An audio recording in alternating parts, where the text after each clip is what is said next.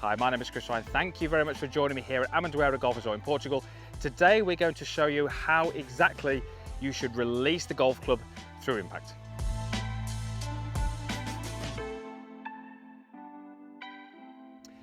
So thanks for joining me here in Portugal. I am at this fantastic resort, Amendoeira. I've been here for 4 days hosting a golf school and just stayed over to film some content, hopefully to help you play better on this absolutely superb facility behind me.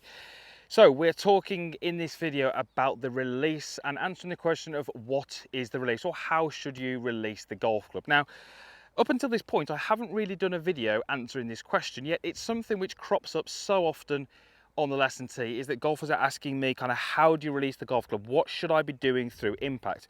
The reason I haven't really addressed it in a video is because there is a lot of things happening and it's very difficult to kind of tell someone what's going to be happening in a millisecond in their golf swing when something's traveling at 70-80 miles an hour.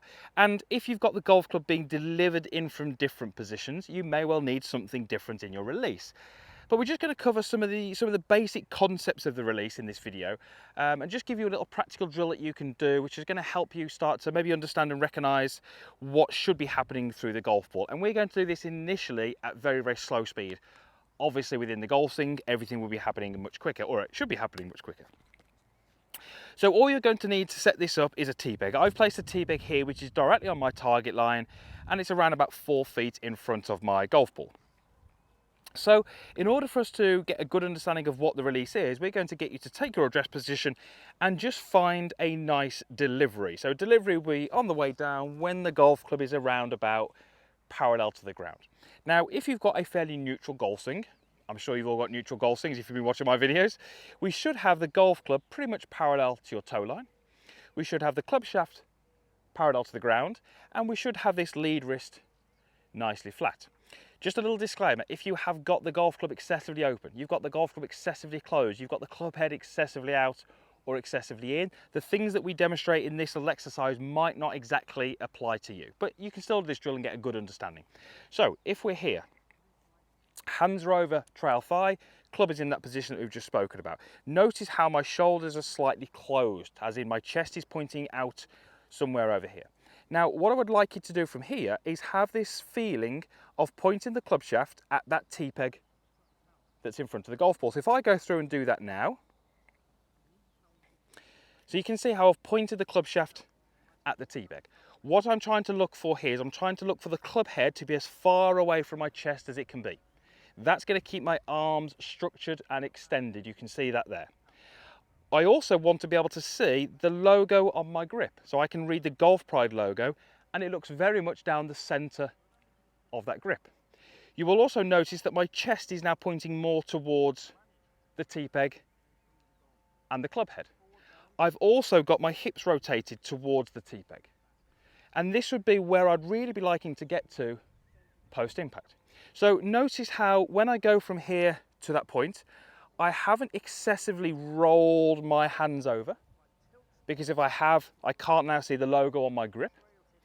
I haven't buckled my arms because my chest hasn't rotated. I haven't excessively spun my chest out this way.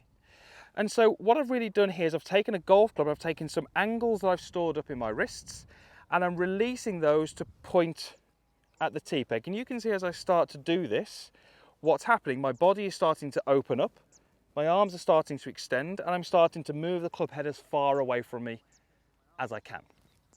So this little area here, sort of just pre-impact, just post-impact, is unfortunately where we see lots of golfers struggle. So some of the common things that I will see from the golfers who strike the ball poorly is a lack of body rotation.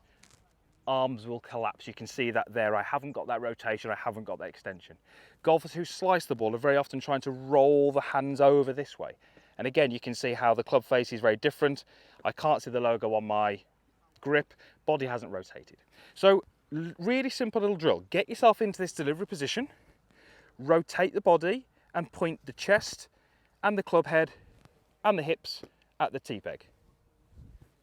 And you can see how I'm doing that. I'm starting to post up on my lead leg. You can see that happening as I rotate my hips out of the way. My right heel is starting to raise up off the ground.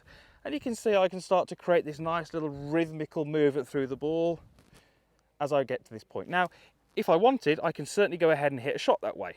For me to hold my finish at that tee peg, I'm going to have to hit this ball over a short distance, but I can get myself to here. I can just go ahead and do those things.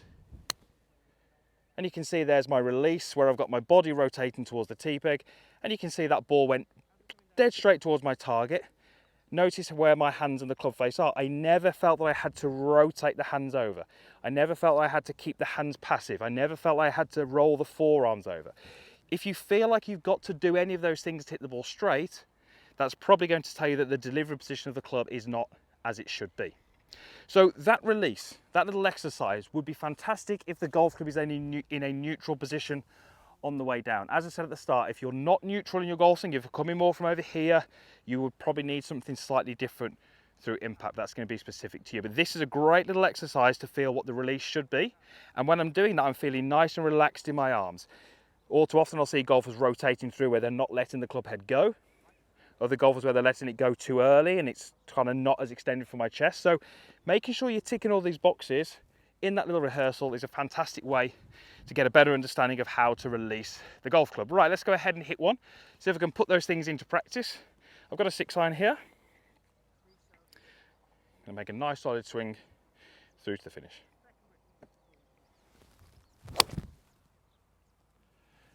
So obviously I can't really tell from that golf swing what my release was like because it's all too fast. I finished up here, but the little exercise that I did before is going to give some good ideas and good sensations before I hit my golf shot. So if you are struggling with the release or you've just got some questions about how to release the golf club, what is the release?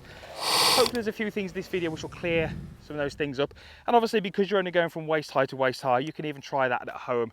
Just make sure you haven't got any light fittings above you or any windows close by because I don't want to be responsible for any of those being damaged.